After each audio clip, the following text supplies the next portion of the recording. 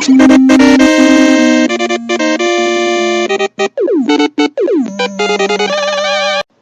are a lot of game series that have survived the ages since the 80s or 90s, but one that's apparently fallen flat in the past few years is Sonic the Hedgehog. It's actually a shame because Sonic is my favorite video game series of all time. Now I don't have a Wii U myself, so I can't experience the brokenness everyone calls Sonic Boom Rise of Lyric, so I can't give my thoughts on that. And there's also the fact that I don't have anything to record my TV with, so there's that. Now I do like nearly every Sonic game, so with that said, I'm here to answer the question, can Sonic suck? To find out, let's look at Sonic Labyrinth. The story isn't as complicated as some newer Sonic games, but this is an older Sonic game and it gets the job done. Sonic wakes up one day and puts on his shoes, but there's something wrong. He can't run and he can't jump. Then he sees the Dr. Eggman symbol on the shoes, and looks up to see Dr. Eggman laughing. But these shoes were made by the power of the Chaos Emeralds, and since nothing is more powerful than the Chaos Emeralds, Master Emeralds, Sonic can't get them off without the 6 Chaos Emeralds. This game was released in 1995, right? So Dr. Eggman keeps Chaos Emeralds and imprisons Sonic in his labyrinth, which is under construction. Sonic has to escape the labyrinth and get all the Chaos Emeralds. This story, while having a different twist, is still the same basic story as the other Sonic games. Get all the Chaos Emeralds and stop Dr. Eggman. But this one's twist is strange. Really? Dr. Eggman is building a labyrinth? Why would he be doing that? I don't say to keep all the Chaos Emeralds hidden because he knows Sonic is in there. So, why did he do it? Well, giving Sonic slow shoes was a smart idea on his part, so I'll have to give the story a C.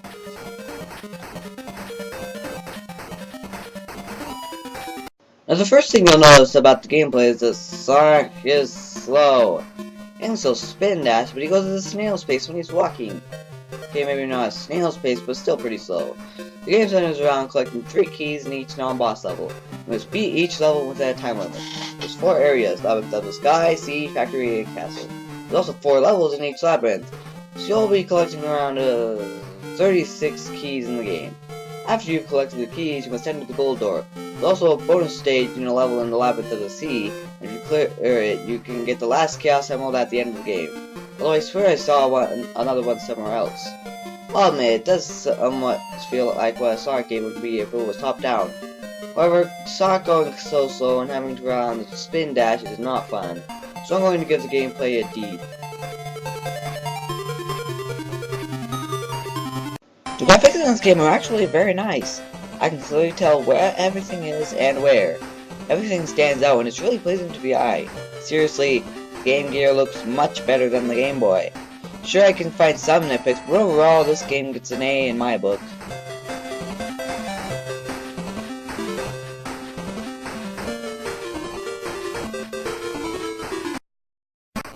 Now the music is actually pretty good. It certainly doesn't have the Genesis quality instruments, but it's all the same. However, nothing really stuck out as memorable. With that, I'm going to give the music a B.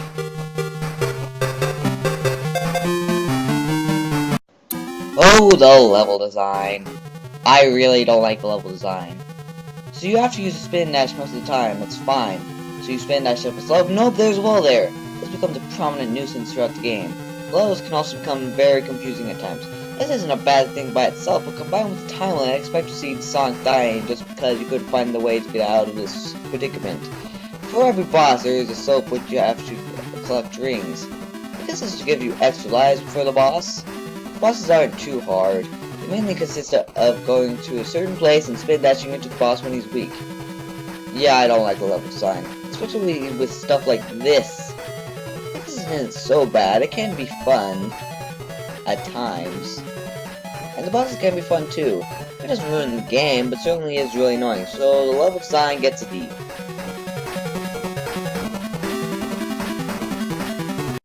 So now to answer the question, can Sonic suck? Yeah, I think he can. Is this game one of those games where he sucks? Well, that depends. If you're looking for a good Sonic experience, then this game isn't for you. But if you're just looking for a puzzle game that's faster-paced than others, I recommend you give it a try. Who knows, maybe you'll even like it. Or you'll give my rating of a C.